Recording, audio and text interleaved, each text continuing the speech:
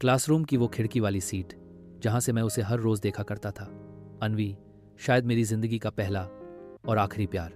वो क्लास की सबसे शांत लड़की थी, ना किसी ग्रुप में ना किसी हंसी मजाक में, बस सीधी, साफ और अलग सी। मैं हमेशा पीछे वाली बेंच पर रहता, वो सबसे आगे, लेकिन मेरे लिए उसकी हर मुस्कान एक ब्रेकिंग न्यूज़ जैसी होती थी। मैं उससे कभी बात नहीं कर पाया। वजह डर कि अगर उसने मना कर दिया तो, और उससे भी बड़ा डर अगर वो मुझसे दूर हो गई तो। फिर एक दिन स्कूल ट्रिप पर हम साथ बैठे।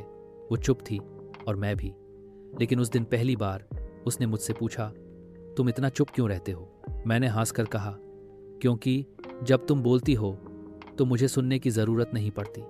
वो मुस्कुराई और खिड़की से बाहर देखने लगी। शायद वहीं से हमारी बिना इज़हार वाली मोहब्बत शुरू हुई थी। उसके बाद हम थोड़े करीब हुए, लेकिन अब भी फ्रेंड वाली लाइन नहीं टूटी थी। और फिर आया 12th का आखिरी दिन। मैं सोच चुका था आज कह दूंगा, आज नहीं तो कभी नहीं।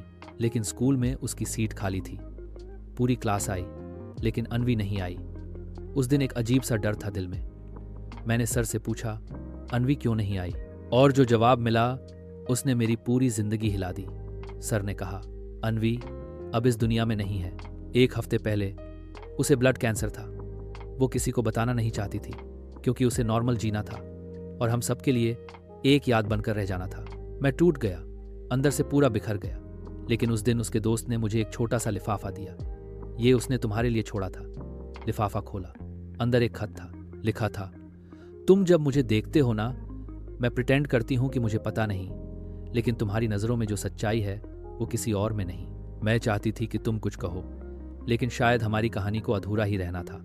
कभी किसी को इतना मत चाहना कि उसके बिना तुम्हारा वजूद ही मिट जाए, और अगर चाहो भी तो कहना जरूर, क्योंकि मैं तो अब नहीं कह पाऊंगी। तुम्हारी खिड़की वाली लड़की।